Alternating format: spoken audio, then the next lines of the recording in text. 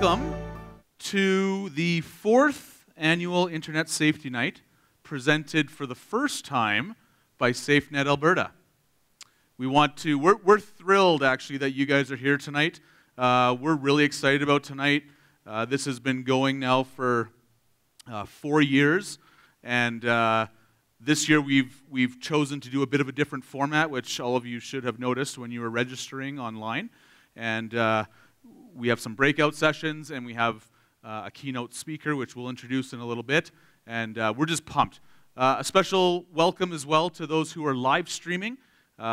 We could not have done that without our tech-savvy committee members, Gord, and we are excited that people are able to watch this as well from home. Hi, Mom, watching from Ontario. That's like the only time I'll ever be able to do that, so I had to get it in. So I decided tonight that I was going to present and try to fit in and be a little tech-savvy using my BlackBerry to have notes on. Nobody laughed that I have a BlackBerry. I think they did sell one last year, and that was to me, because I heard that stocks were going up. Or it's because that's all I got at the office. So, as I said, this is our 4th year running. We're going to have the keynote speaker in a little bit, and then we're going to have some breakout sessions. It's sort of morphed over the years. We started as a school resource unit with the police, who ran this for the last few years. Last year, Gord Smith also joined us, and he was able to bring the live streaming on board. And Constable Williamson and Gord had a conversation after last year and said, hey, let's make this bigger. Let's make it so that people have more options, more things to learn about. I was the keynote last year, so that's probably why they did it. But it's just going to be really interesting, some of the topics, and you've all signed up for those. And then, so this year we formed a committee, which is called Safenet Alberta, and that committee is not only running tonight's event, it's also going to be safenetalberta.com, where you would have signed up, is going to be a website that can be used for you to also gain information throughout the year about internet safety topics. All of the breakout sessions, and I believe the keynote speaker, are all going to be online for you to watch later. So if there's some breakout sessions that you're like, oh man, this one looks awesome, but I really want to see this other one, you'll be able to go on there and see those as well. So that's as well something that was brought to us by our technical side of the committee, which isn't me. You're probably like, oh great, we have a guy up here for Internet Safety Night and he's not technical savvy. I'll tell you what, I arrest the guy that does the stuff online. That's all I need to know. So, we have, I'm just going to make mention of our committee members. They put in a lot of hard work to make this happen tonight. Starting with Gord Smith, who's with Lethbridge District 51. He's a teacher at GS Lakey, and he's a tech leader there. Jamie Williamson with Lethbridge Police Service. Courtney Barks with Alberta Health Services. Lindsay Brown with the YWCA Girls Space Program Team Lead. Jason Richmond, Lethbridge Police Services. He's part of our ICE unit, which is child exploitation, and he has a breakout session as well tonight. Kristen Harding with the Lethbridge Police Service. She's an executive officer. She takes care of all of our media stuff. Don't worry, Kara, wherever you are, I'll give you a shout out at the end to make sure that you were part of it too. Kyle Patterson, London Drugs Manager. Mark Gaumont, Lethbridge Police Services, Technology Crimes. Kevin Verberk, Holy Spirit School District. He's a behavior specialist. Jason Kwasny, Palliser School District Educational Technologist. Kaylee King, Lethbridge School District Coordinator Counseling.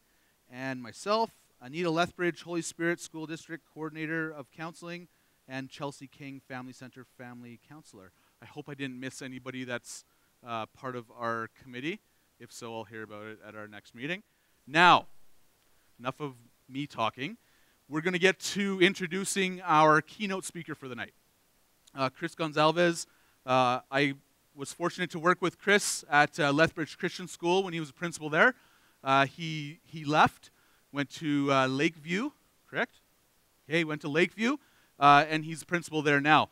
Chris has a lot of credentials. Chris is not new to the stage as far as talking to groups of people about internet safety and things to do with the internet. He has a Bachelor of Science in Math and Bachelor of Education.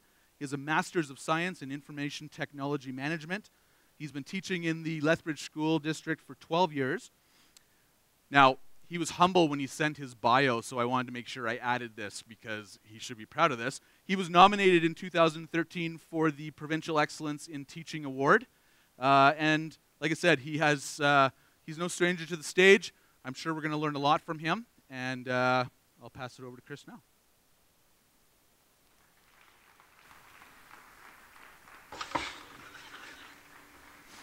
Broder Ansgar? Ja, det er jeg, ja. Ja, så bra, ok. Ja, hei du. Hei du. Ja. Ja, hva gjelder det? Ja, det er denne her. Ja, vil du sitte? Takk. Ja. Jaha. Ja, så jeg har ikke fått gjort noen ting hele formiddagen. Okay, nei, jeg beklager at det tar tid. Altså, skjønner vi holder på å legge om til et helt nytt system, og da skal alle ha hjelp på en gang. Ja. Så du kommer ikke inn i den, eller? Nei, den bare ligger der. Ok, har du forsøkt å åpne den? Ja, åpne den? Altså, hvis det hadde vært så enkelt, så hadde jeg jo ikke tilkalt helpdesk, hadde jeg vel? Nei, det er sant. Nei. Vil du ha en kopp og en pann? Nei, da, det skal være fort gjort. Det kan vi se. Du bare gjør der. Sånn. Ja, da er vi i gang. Ja, altså så langt kom jeg også. Ok. Men så stoppet det opp, og så var jeg redd for at noe av teksten skulle forsvinne, så jeg turte ikke å gå videre. Åja, ok. Nei, men du skjønner at inni her, så ligger det kanskje flere 100 sider med lagret tekst. Så for å komme videre, så tar du tak i et ark på den måten her, og så liksom blar du over på neste side sånn. Da fortsetter teksten der. Jeg blar, altså? Du blar, ja. Men når jeg skal tilbake, da? Ja, da bare blar du tilbake igjen. Tar tak der, og så sånn. Der, så er du tilbake til den teksten du hadde sa. Ikke noe... Ok, så den slutter der, og så fortsetter den der, ja. Ok, men når jeg skal avslutte for dagen, hva gjør jeg da? Da bare slår du sammen permene. Ja? På den måten der. Sånn. Da er lukket der, ligger alt lagret inni der. Altså, jeg risikerer ikke å miste noe av teksten her nå. Nei, alt ligger lagret inni her nå. Da må du i tilfelle sette fyr på, eller det er kanskje litt sannsynlig. Så. Ja, ok. Nei, men for det er noe med det at når du har holdt på med skriftruller, så tar det litt grann tid å konvertere til å bla i en bøk. Ja. Det er greit. Ja, men du, før du går, jeg må bare gå gjennom en gang til. Altså, jeg åpner sånn, og så, hva du kalte det? Blar. Jeg blar. Ja, blar i det. Blar frem og tilbake. Ja, og sånn ligger det helt. Ja. Og når jeg er ferdig, så bare lukker jeg den. Oi. Flott. Kjempefint. Ja, flott det. Ja, men du, vent. Ikke sant? Nå er den sånn igjen, nå får jeg ikke åpnet den. Nå får jeg ikke åpnet den. Det er fra feil side. Du må åpne fra andre siden. Så det er ikke likegyldig det, altså? Nei, åpne fra den siden der. Sånn. Der. Der er den åpen. Ja vel.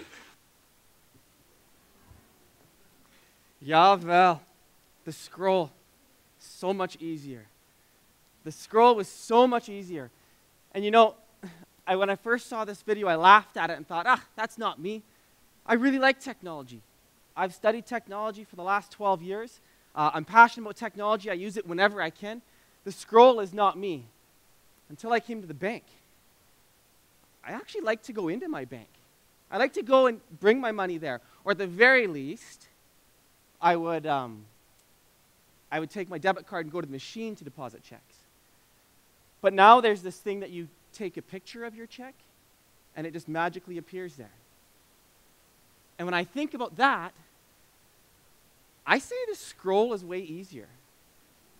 I trust the scroll that I'm not going to lose my text. I trust when I go to that machine, and for some reason I stick in that card and I put my money in, and I trust that it's going to keep it there, as opposed to when I take a picture. Technology is moving in a direction right now that's interesting to me. Technology is moving in a direction where we say, it doesn't work. There we go. Technology is moving in a direction where we say, I can go online to order pizza now.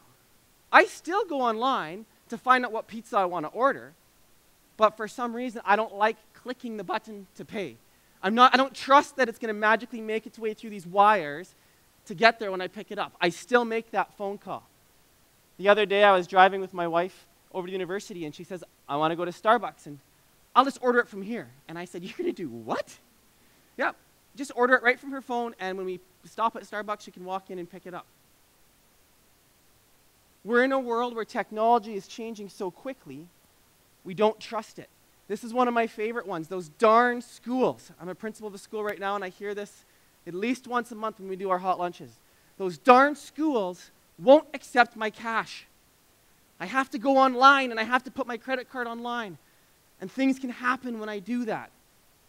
The scroll was way easier. I don't trust this whole thing online. I would prefer to walk into the school and actually give them my money and know that my child is going to get the hot lunch that's coming up next week. You see, technology is making us worse. It's making us antisocial.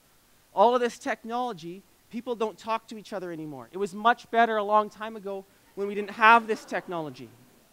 We were much more social when we didn't have this technology. And in fact, we go into this world right now and things are changing so quickly. We have all of these new things. I never thought I would like this until I moved into a house that had this kind of thermostat. This is a Nest thermostat. A Nest thermostat learns your habits. It turns the heat on when it thinks you're going to be home, and it turns the heat down when it thinks that you're not home. This Nest thermostat would drive us a little bit crazy because my wife and I are both teachers, and as our seasons change, we're actually home over Christmas holidays, and yet my house automatically turns the temperature down because it thinks that we've gone to work because for the last 4 months we've gone to work. This is a smart fridge, and I always laughed thinking, yeah, that'll be the day that that actually comes. My brother bought a house 2 years ago now, and in the neighborhood that he bought the house, the architectural controls of that neighborhood stated that every house built in that neighborhood has to have a Cat 5 connection to plug in your fridge so that your fridge can talk to your internet. Every house in his neighborhood had this connection that made sure you can connect your fridge to your internet. Well, interestingly now, that fridge is at Home Depot today. You can go to Home Depot today, and my kids loved it. They thought, look, I can draw on the fridge. And I thought, what a waste. Why would I ever need that? Until you're at the store one day and you think, do I need milk? Wait, I can check my phone and actually, on that fridge, look inside your fridge from your phone. Wow, technology is changing. I think the scroll is still easier. This actually worries me, and people often ask me, where do you think technology is going? What are the next steps that we're coming to? This part worries me, to be honest, and I think this is the direction that technology is moving. This is the idea of artificial intelligence. So we have an Amazon Echo, we have a Google Home, and we have Hello Barbie. So these three devices have the ability to understand your conversation and respond back to you. The interesting thing with this is it continues to gather more data, and it actually knows you. You can ask the Google Home, what time is my flight today? And it knows who you are by your voice. It knows your itinerary because it's in email to you, and it has your email address, so it's been in your email. And it can tell you your flight today is at 7:30, but it's been pushed back half an hour because the flight is late, without picking up anything or answering anything. This is a direction I believe that we're going. If we just look, Samsung recently acquired a company that is specific to artificial intelligence. This is what they build. This is what they do.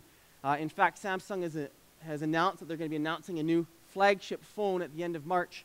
And there's lots of speculation as to what will it do to keep up with Apple Siri or the Google Assistant right now.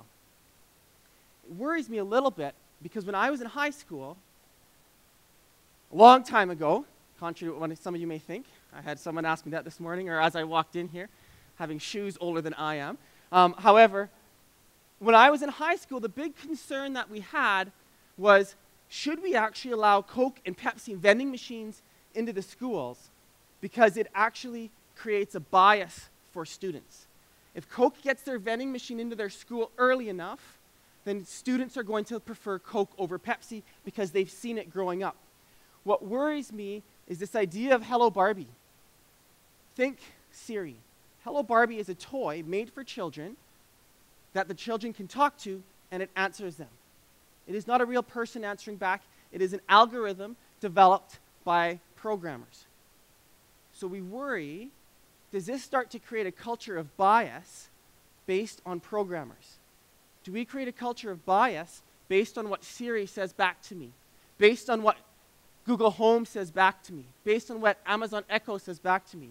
I know I have a concern when my kids ask me a question, Daddy, why do we have time change this week? It's a good question, Elijah. Elijah responds, I know. We should ask Siri. This is a problem for me, actually. The fact that we are going to ask this artificial intelligence right away. We are creating a bias. We are accepting a community or a culture of bias without knowing it. Tesla Series 3. Last year they announced that they are making a smart drivable car or self-driving car for the masses. They're hoping to develop this for $35,000 or less, US. Are we ready for this? Are our laws ready for a car that can drive itself? If it ends up going over the speed limit, can the driver then send the ticket to Tesla and say this is a programmer error, not a driver error, because I was told this drives itself? I'm not sure we're ready. But the interesting thing is technology has come so far. It is changing so fast that we don't understand it. I like to think or pretend that I know about technology, but I actually don't, because it's moving so quickly. Bill Gates a while ago said nobody will need no more than 637 kilobytes of memory in a personal computer. That is about half of a megabyte. And I would suggest that the slowest phone that's available right now has about 512 megabytes. So this is 1/1000th of what a phone would have right now. And I would suggest you likely can't buy a computer with less than a gigabyte of memory right now. It's moving so fast we don't even know. In 2015, the statistics said that there was, I want to make sure I get my numbers correct, there were 3 times as many devices connected to the internet as there were people living on the planet. I'll say that again. 3 times more devices connected to the internet in 2015 than there were people on the planet, and that number only continues to rise. If we think about it, I own a cell phone, a tablet, and a computer, so I'm matching that. And if we think about the fact that I work in a school that has a computer in every classroom, a lab of 30 in the lab, and then 90 more laptops, I can see it. But these devices are changing what we do. Steve Jobs, when he first put out the first Apple iPad, the interesting thing there, when you read the reviews of the first Apple iPad, there were many critics when it first came out that said, good for Apple. They just built a large iPod Touch. It's useless. It will never gain acceptance in the market. And I would wager to say that those critics were wrong. This technology that I just showed you we consider might be useless or might be something that we don't adapt, but it's still worth understanding and taking a look at, because what we feel may never reach mass acceptance might actually reach that quicker than we think. This technology makes our lives easier, but when it makes our lives easier, there's lots of things that come back, and we have to step back and say, for every gift we're given, there's likely something else that we have to be careful or have to be knowledgeable about. I love online shopping. My wife in November said to me, let's see if we can do all our Christmas presents online this year. Let's see if we can order them all, and they don't have to face the masses in the stores. And so we did. And I actually really liked it. If you know me, you know that I like to say frugal, but cheap might be a better word. And so I like to find my best deals online. But we have to know that when we have online shopping, what's the back to this? Identity theft is completely possible. Last year, I work at a school, and my administrative assistant, I walked in, and she said, Chris, you look great today. And I thought, something's up, Ange. And she said, I'm like, thanks. And she said, have you been buying new fancy clothes? And I looked at her and I said, no. Well, your credit card for the school bill just came in, and you spent $2,700 at a boutique in Quebec last week. Did you know that? And I said, no, I didn't know that. But for every benefit of online shopping, there is a chance that something else is going to happen with that. Skype and FaceTime have become verbs in houses. What would traditionally be a noun, they've become a verb. I will Skype you. We'll FaceTime later. This is excellent for us to connect with people who live across the globe from us. Absolutely fantastic. The benefits of this are great. The detriments are we're no longer just worried about the creepy guy in the white van. We have things that we have to be concerned about in a bigger scale. And that's why we're here this evening. We're here to take a look this evening and saying, how do I protect my kids from the things I can't see? How do I protect my kids from the things I don't even know about?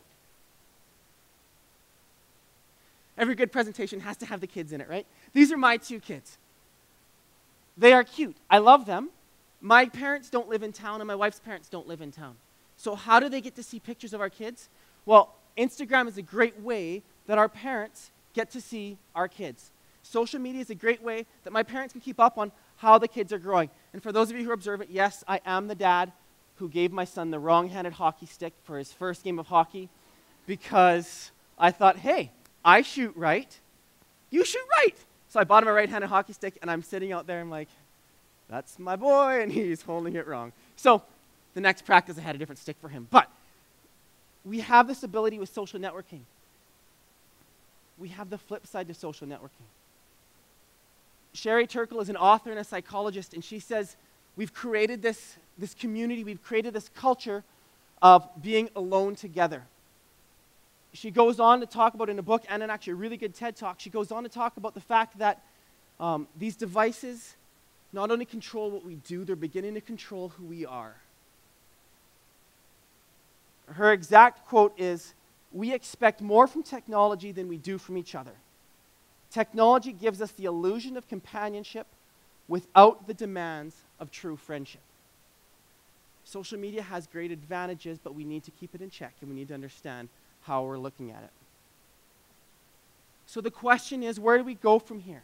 What do we do? What are some practical strategies that I can leave here with to know what I can't see? To help my kids journey through some of the things that we know that they're going to be going through. Well, the truth is, kids do silly things. Kids have always done silly things. That is not a new phenomenon. Our students, our kids, our brains are still developing. And when a group of us go to lick the pole, I'm going to go see what that feels like. We've done that. If we're honest with ourselves, when we were young, we did silly things. I was a fairly tame teenager. In fact, my parents were often like, when are you going to rebel a little bit here? But when we went camping with our friends, we would go camping with our friends, and we would take cans of soup. Not because we wanted to eat the cans of soup, but because when we had a campfire, and you take a can of soup, and you put it in the fire, and you let it heat up, and you let it heat up, and you watch it, and you watch it, and you watch it, it explodes. And I'm not talking small explosion. I'm talking this can of soup will shoot 30 feet straight up in the air. And it is awesome. And as kids, we thought, this is great. And by kids, I'm talking teenagers. I have a way to make this even more fun. Let's put the can of soup in there and jump over the fire and see who has the most bravery, smart, right, to jump over it the longest. I never won this game. But kids do silly things. Kids aren't like adults. Adults never do silly things. Right? Kids aren't like that. Kids are going to make mistakes. Kids making mistakes is not unique. This has happened for centuries. What I believe is unique, what I believe changes everything for our kids growing up right now, is that there are cameras everywhere. Our mistakes, when I grew up in high school, my mistakes were not publicized within seconds. My mistakes were not shown to everybody in the school right away. My mistakes could be more private. They were held to an intimate group of 5 or 6 people who knew my biggest mistakes. If there was a picture to be developed of my mistakes, let's think this through. It has to be taken. The film has to be put in a little canister. I have to take it to somewhere to get it developed, knowing full well that someone developing it is going to see that. And then I have to go through the pictures and be like, oh, this is a good one. And if I want to share it, I then have to go back to the store and develop 25 more to get them. This is where things change for our kids. Cameras are literally everywhere. So what do we do? I believe in 3 fundamentals with our kids. I believe that we need to have conversations. I believe that we need to hold them accountable. And I believe that we need to build strong relationships. You've come here for answers, and this is great. You've taken this step to say, I want to learn more, and this is amazing. The question that I have, or the concern that I have is, the great thing is, you're going to hear great answers, great suggestions, and great ideas from the presenters this evening. The concern that I have is if you're here looking for a silver bullet, I hate to tell you this, it does not exist. You can think that you've got all of the different protections in the world set up so your kids will not fall. Your kids will not falter. They will be safe. And I'm here to tell you this is not possible. Because for every safeguard you have, there is a way around it. We need to start creating conversations, holding our kids accountable, and building strong relationships. We need to do that as teachers. We need to do that as school resource officers. We need to do that as parents.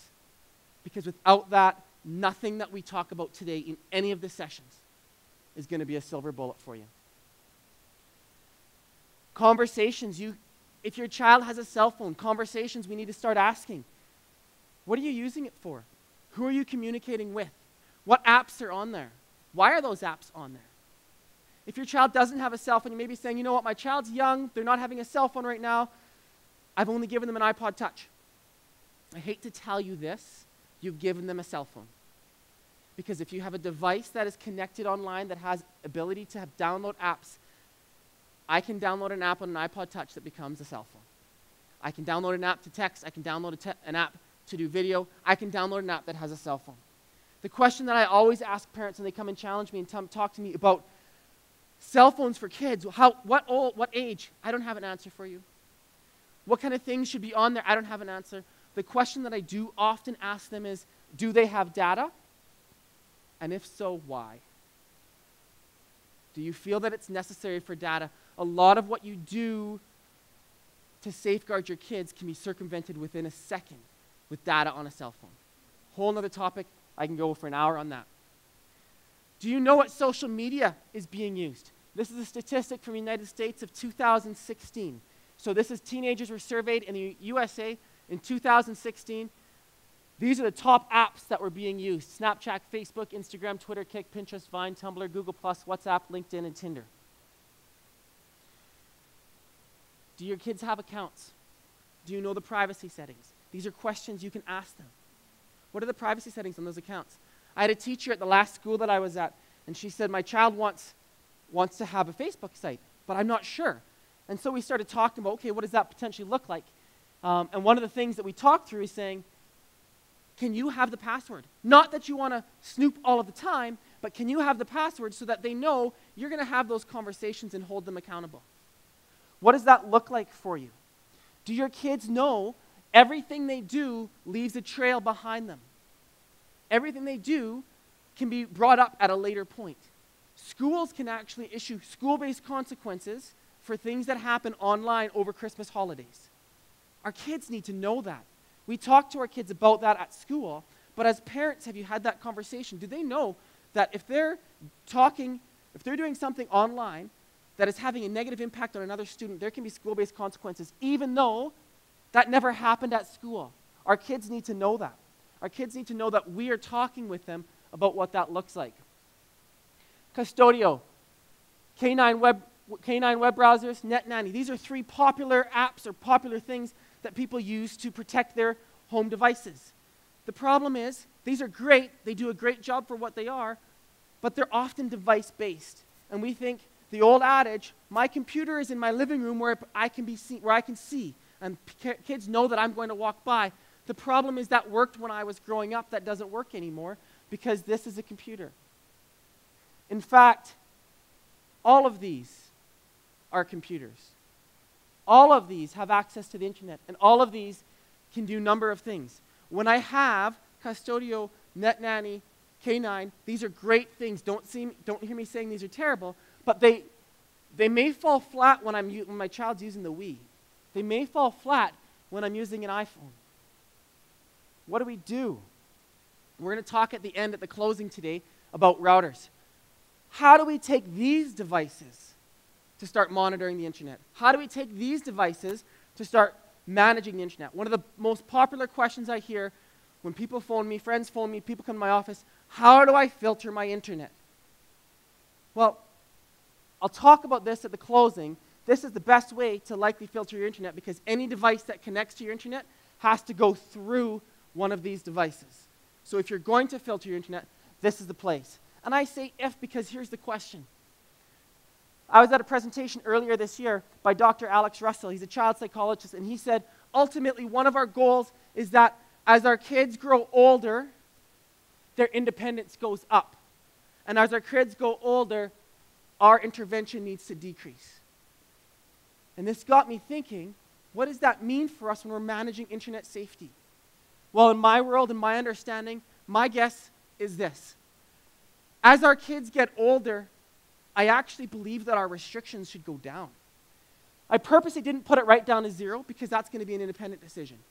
But I believe that as our kids are young, we need a high level of restrictions because when all of a sudden they're trying to search something, trying to work on something, and a blocked page comes up, what do they do at the young age? Mom, I can't get here. What does that do for us? That builds those conversations at a young age.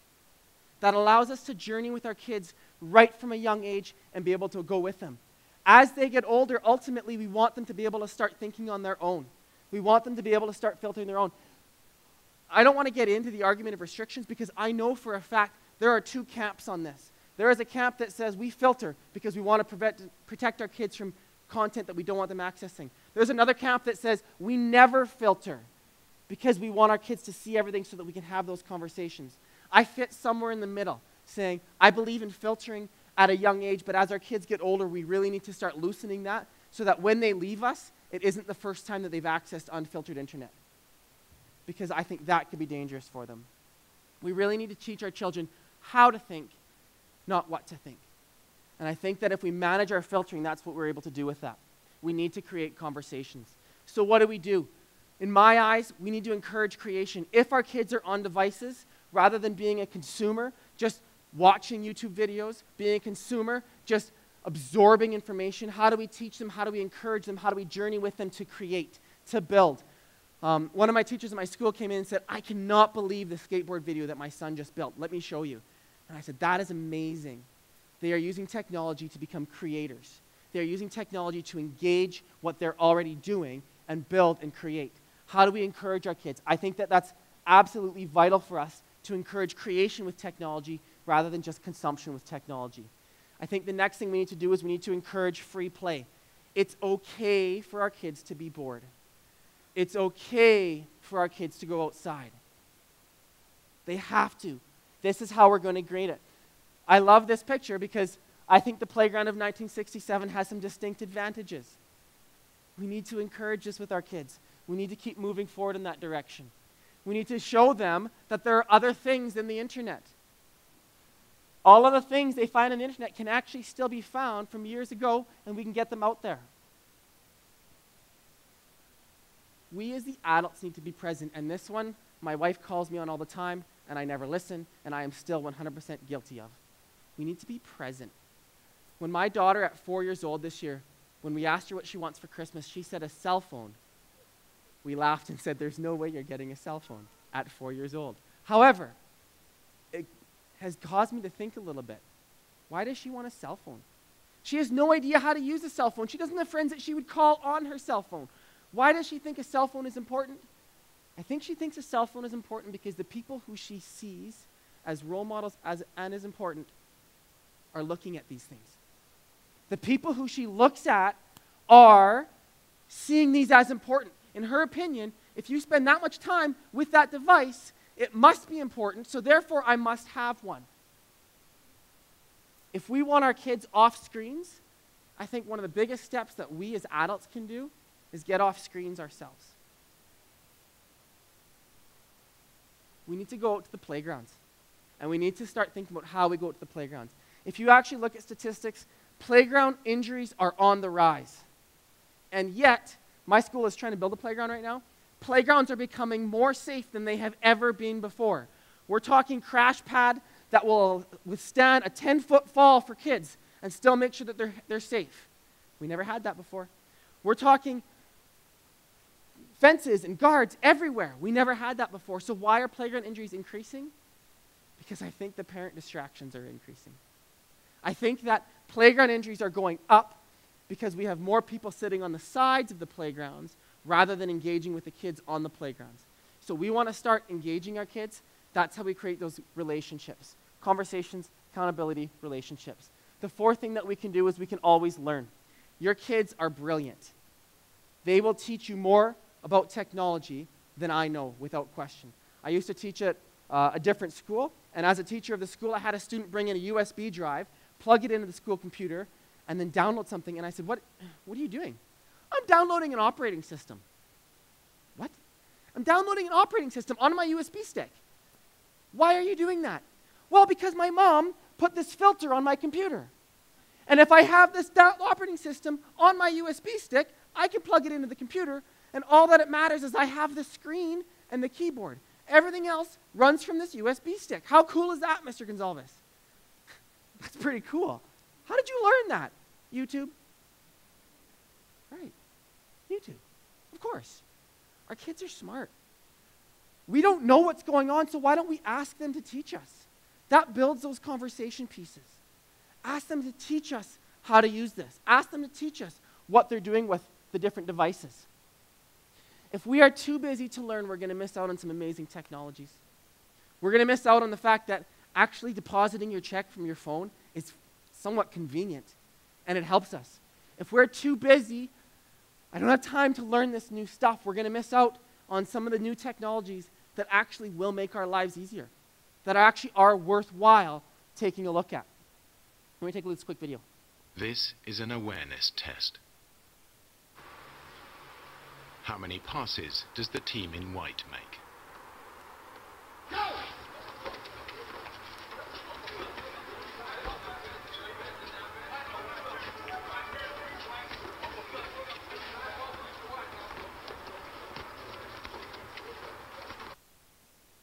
The answer is 13. But did you see the moonwalking bear? I'm going to show you the exact same video again here. Did anyone see, who saw the moonwalking bear? Who has not seen this video before and saw the moonwalking bear? Here he comes. Here he comes. Exact same video. There he is. Exact same video that you just watched. You now see him. It's easy to miss what we're not looking for. That's huge to me. If we aren't asking our kids and having conversations, and we're not looking, and we're thinking, I've put these security systems on my computer, I'm good. You're going to miss it. You're going to miss what's going on. You're going to miss what they're doing on Facebook. You're going to miss the pictures that they're sending through Snapchat. You're going to miss a lot of things that are happening if we're not looking for it. YouTube and Google are your best friends. If you don't know how something works, YouTube and Google will tell you the answer. If you want to figure out how to set up a safeguard on your router, YouTube and Google will answer that for you. Just ask them. There's a video, step-by-step tutorial. I moved to Portugal a while back, and I was a teacher there. And when I got there, I was one of the youngest teachers, and they said, you must know a lot about technology because you're young. So you now need to rewire our school computer system so that all the computers are networked and we can print from any computer. Would you mind doing that for us? I said, sure I can, because I was new. I had no idea. It actually was great. It started me on my direction towards taking my master's in information technology management, but I had no idea. So what did I do? I sat down and I watched YouTube videos, and I learned how to do it. You can do this as well. I wouldn't be a good educator if I didn't give you homework, so you have homework tonight. I would like you to go to Google or YouTube, and if you're a parent of a 5 to 12-year-old, Google parental controls on iOS, or if you have Android, Google that on Android.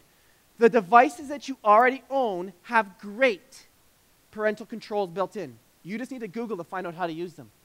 Google Guided Access on iOS, if you've got a 3 to 6-year-old, it's got some great features that you probably didn't know that your Apple iPad or iPod Touch or phone could do.